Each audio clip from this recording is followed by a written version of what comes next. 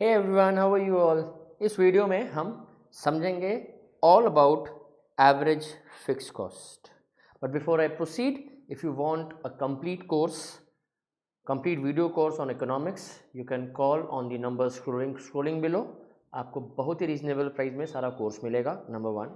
Number 2, you can follow us on Instagram and you can join our Telegram channel, जिसमें आपको regular updates मिलते रहेंगे related to economics as far as your class 11th 12th and your CUET is concerned। आइए हम समझते हैं कि average fix cost क्या है। एवरेज फिक्स कॉस्ट को हम कैसे कैलकुलेट करते हैं। Average fix cost is total fix cost divided by number of output produced. ठीक है, यह Q स्टैंड्स फॉर आउटपुट। सो अब इसको एक टेबल बना के समझते हैं। आउटपुट दिया है हमको 1 2 3 4 5 6 and let's say my total fix cost given is 60 60 60 60 60 60। We all know total fixed cost remains constant.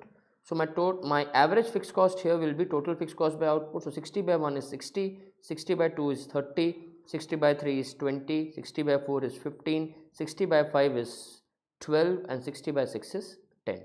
So we can see that my average fixed cost here falls continuously with the increase in output. अब ये क्या reason है average fix cost के गिरने का। देखो, average fix cost हम निकाल रहे हैं total fix cost by output. Every time numerator is the same, my total fix cost is same. तो जब हम पहला आउटपुट बना रहे हैं हम 60 by 1 कर रहे हैं, दूसरा आउटपुट प्रोड्यूस कर रहे हैं 60 by 2 कर रहे हैं, फिर 60 by 3, फिर 60 by 4 and so on and so fourth. So my numerator is remaining the same, that is 60. My denominator is increasing as and when we are manufacturing more. तो जब न्यूमरेटर सेम है और denominator बढ़ते जा रहा है, obviously value जो है वो गिरते जाएंगे। 60 by 1, 60 by 2, 60 by 3. So average fixed cost falls continuously with an increase in output because total fixed cost remains constant, and as and when we are manufacturing more, the same total fixed cost is getting divided by the greater number of output, इसीलिए वो continuously गिरता है। तो जब हम अगर curve बनाएंगे average fix cost का, तो एवरेज फिक्स कॉस्ट कर्व कुछ ऐसा बनेगा। तो एवरेज फिक्स कॉस्ट कर्व जो है वो कुछ ऐसा बनेगा।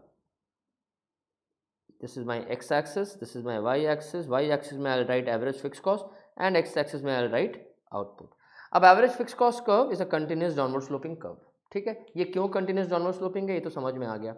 अब देखो, अगर हम फॉर्मूला के हिसाब से समझे, since average fix cost is total fix cost by output, so मेरा टोटल फिक्स कॉस्ट कैसे निकलेगा? Average fix cost into output. जब हम एवरेज फिक्स कॉस्ट को आउटपुट से मल्टीप्लाई कर देंगे, I will get my total fix cost. ठीक है, ये तो क्लियर है। तो मतलब ये हुआ कि एवरेज फिक्स कॉस्ट कर्व के नीचे जितने भी रेक्टेंगल, हम किसी भी पॉइंट से, जैसे पॉइंट ए में एक रेक्टेंगल बनाया, ठीक है, और यहाँ से पॉइंट बी मार्क करके यहाँ पे एक रेक्टेंगल बनाया, बोथ द रेक्टेंगल, मैं यहाँ दो ही बना के बता रहा हूँ। आप नीचे में एवरेज फिक्स कॉस्ट कर्व के ऊपर किसी भी पॉइंट को लेकर के जब रेक्टेंगल बनाएंगे, हर एक रेक्टेंगल का एरिया सेम आएगा। The areas of all the rectangles will be the same. और जब किसी भी कर्व के नीचे रेक्टेंगल्स का एरिया सेम आता है, उसे हम कहते हैं the curve is forming a rectangular hyperbola. क्यों? अब पहले समझते हैं कि रेक्टेंगल का एरिया सेम क्यों आएगा। हम रेक्टेंगल का एरिया कैसे निकालते हैं? Length into breadth. तो जैसे ए रेड वाला जो है, रेड में अब हम रेक्टेंगल का एरिया निकालें, तो रेड वाले रेक्टेंगल में मेरा लेंथ आएगा, ये जहाँ मैं किया, तो लेंथ आएगा average fix cost what ever, यहाँ ओ से लेके let's say this is T, और ब्रेथ आएगा let's say this is T1। तो ब्रेथ आएगा OT1। Average fix cost OT1 क्या रिप्रेजेंट कर रहा है? That is output. जब हम average fix cost into output करेंगे तो क्या निकलेगा? ये निकलेगा टोटल फिक्स कॉस्ट। ये निकलेगा total fix cost. I hope I am clear to everybody.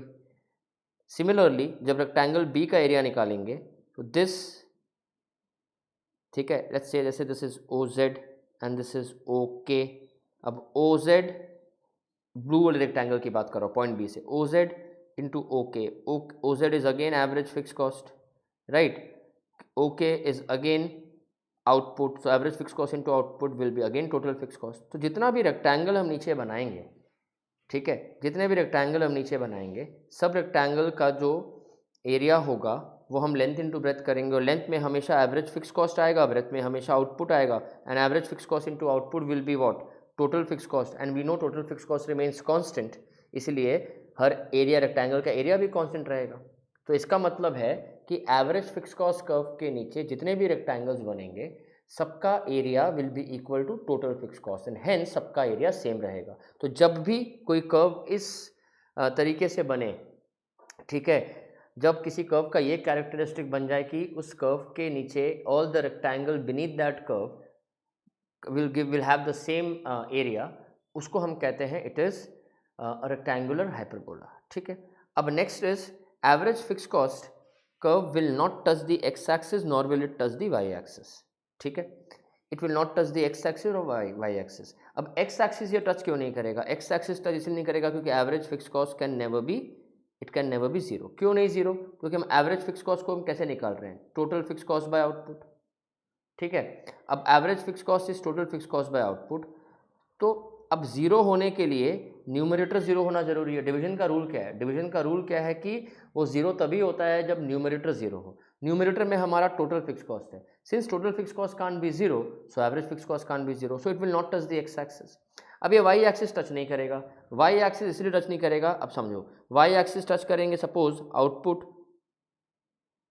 Zero है, total fix cost let's say 60 है। अगर इसके ऊपर मैं 1 के ऊपर 0 लिख दूँ तब भी टोटल फिक्स कॉस्ट 60 रहेगा। तो मेरा एवरेज फिक्स कॉस्ट क्या आएगा? Total fix cost by output 60/0 is infinity.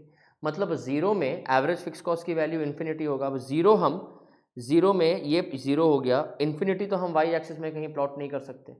Infinity तो हम वाई एक्सिस में कहीं प्लॉट नहीं कर सकते। तो वाई एक्सिस में इन्फिनिटी प्लॉट नहीं कर सकते हैं, तो मतलब मुझे एवरेज फिक्स कॉस्ट का जो प्लॉटिंग है वो 1 से करना होगा, क्योंकि 1 से ही इसका एक वैल्यू आता है 60, जीरो में वो इन्फिनिटी है। तो सिंस जीरो में इन्फिनिटी है, वाई एक्सिस टच नहीं करेगा। जीरो कभी वो हो नहीं सकता, इसलिए वो एक्स एक्सिस टच नहीं करेगा। Since it won't touch the Y and the X axis but it get closer to that. जब ये फॉर्मेशन बने कि कोई कर्व एक्स और वाई एक्सिस के क्लोज जाए बट उसको टच ना करे, उसको हम कहते हैं the curve is asymptotic to both the axis.